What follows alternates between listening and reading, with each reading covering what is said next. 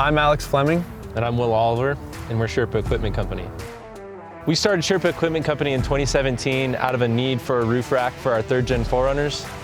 There really wasn't anything there, and when we looked at what was out there for other vehicles, we decided we needed something that was stronger and would hold up to what we were doing on our weekends, which was some pretty intense rock crawling and shooting video and photos and things like that. This is our 2004 limited 4Runner with the V8. As far as performance goes, we kind of had to work with a lot of limitations. The class that we race in, which is the stock class for Ultra 4, is pretty strict on what you can do to your motors. So we're not running any forced induction. The motor is pretty much all stock. The only performance upgrades we've done is we've added HPS intake to it, cold air intake, and the main reason we added that intake is actually just to fit our engine cage. But we did notice a little bit more air coming through. We also added some new coolant hoses just to make sure that we're not going to have any issues running hoses that are 15 years old. We did do a bit of custom exhaust work. We actually lost our stock exhaust during a race.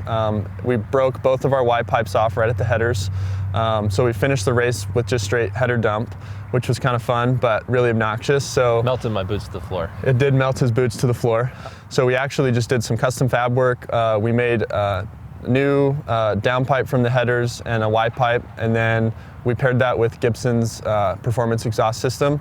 So it's mostly custom, but it sounds pretty good. It's a little raspy, but we kind of like it. It draws some attention. So starting with our front differential, we are running 488 gears with a ARB air locker in there. All our gears and rebuild kit came from Yukon. They make a really awesome kit for us. And then in the rear axle, we swapped in a Ford 9-inch fabbed housing. So we built all the link mounts, shock mounts, everything for it. And then we also did a custom 4-link under the truck to give us a little bit more travel. And in our rear axle, we were running 486 gears, which is a little bit different than our front ratio, but it's the closest you can get in the Ford platform. And then we're also running a spool in there, and all of those are from Yukon Gear and Axle as well. So we're running a set of General Grabber X3s in the 35 by 12.5 size. They are mud trains. You know, racing in what we do, it's not so much about road performance or road noise. It's about getting as much grip and as much traction as we can. In general, the general tires have honestly blown our mind. You know, we've got almost 1,000 race miles on them now, and we're still running the same tires. So that's been fun for us. And then we paired them up with a set of Black Rhino beadlocks. They're Prim beadlocks. Black Rhino doesn't have a real legacy in racing, but they're excited about pushing their product and testing their product in this environment. And so we've been excited to pair up with them. Our class requires us to stick with a 35-inch DOT tire. And you know, that's one of the biggest challenges of this class is, you know, all the other guys are running 37s and 40s, but we're out proving that you can do just about anything on a 35. So. As far as suspension goes, starting on the front, we are running a Total Chaos plus 3.5-inch long travel kit. So the truck's a lot wider than it is from the factory, and we can pull a lot more travel out of it.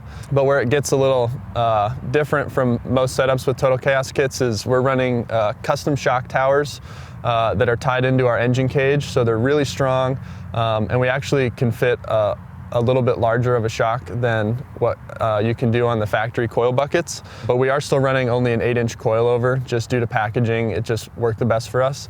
And as far as shocks go, we were running locked off-road shocks. These are their 2.5-inch coilovers with resis. And then we also paired that with a 2-inch by 2-inch hydro bump stop from Locked as well. So there's a lot of shock packed up in there. If we could, we'd also throw a bypass in there, but we're not allowed to due to our class. But it seems to be working really well. We definitely have some more shock tuning to do. So starting at the front, this is an Addicted off-road hybrid bumper. This bumper is one of the more low-profile bumpers for the 4th gen 4Runner, so it was an easy pick for us to go with the Addicted off-road bumper. I also have this on my personal truck, so a huge fan of their armor. They make a really strong front bumper, and they also do a front cross member that this whole thing bolts up to, so it really strengthens up your frame ends and gives you a really solid setup. And to further that, doing what we do, doing a lot of winching and stuff like that, we actually tied our bumper into our roll cage through our engine cage. So we have some tubes that come out underneath our grill and really solidify this whole front end. You can easily use the full capacity of this winch and never have to worry about your frame bending or anything like that. So that's really awesome. We made some really simple tube sliders out of 120 wall 1 3/4 tube. We kind of made them apparently weak. So that way the more we hit them on stuff, the more ground clearance we get as they push up into our rocker panel. Being that this is a race truck, we don't necessarily care if the body gets a little beat up. And then the rear bumper is made out of the same tube. It's just a really simple high clearance tube bumper. We wanted to keep everything as high and tight as possible, and I think we managed to do that pretty well with the little fab skill that we have. These are diode dynamics lights in our high beam spot, but we really like he likes the amber light because it's easier on his eyes. But between the LEDs and the headlights and the the LED ambers, we get a ton of light out of that. But sometimes that's not enough. When you're going really fast in the desert, we needed some more, and so that's when these giant rounds come in. Running something like that, we get a ton of light output from that. Yeah. So we can start hauling across the desert and not really have to worry too much about it. And then in the back, we're running a chase bar, so we have to have different strobes and things like that for racing so that we don't accidentally get hit by somebody in the dust. And that can totally save your car right there. So this is the Princeton roof rack from Sherpa Equipment Company. Of course, we had to rock our rack on there. So being that we have our minivan 4th gen, we have a lot of space to put some stuff in the back. One of the most notable things is our spare tire. We didn't want to put it on the roof rack. It obviously doesn't fit in the stock location anymore. So the best option is here in the back, and we wanted to actually retain the hatch just to keep the look of the stock truck. And then we just built some simple tie downs, and we used this Max tire strap just to hold it in here. So the most notable thing inside this truck is probably the roll cage.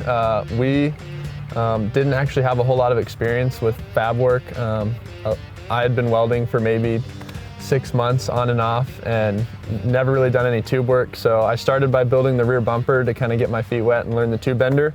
And then we all kind of just started showing up at the shop on weekends and after work and just started doing it one tube at a time and figuring it out. It actually went together pretty smooth. And we've actually gotten a lot of compliments from people that build them professionally about it. The welds aren't the prettiest, but they're definitely plenty to hold. We've done a lot of gusset work inside it. So along with the roll cage, we have PRP race seats in here, and then we also have 6-point harnesses.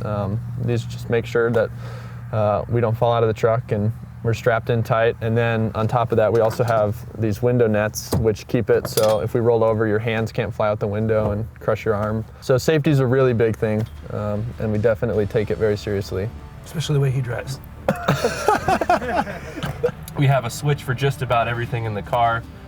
Fuel pumps, helmet air, comms. So we race in the Ultra 4 series. This is a 4600 stock class car.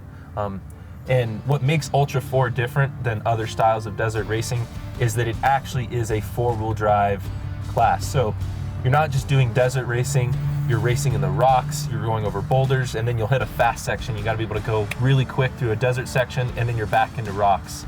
And the rocks you're generally going over are boulders about the size of the car. So you really have to be good at both, be good in both worlds and know how to push in both aspects of racing. And so it really is challenging for drivers and teams, and just from the ground up building of a vehicle. It's really transformed the off-road industry as a whole because they're building for this new level of competition and challenge.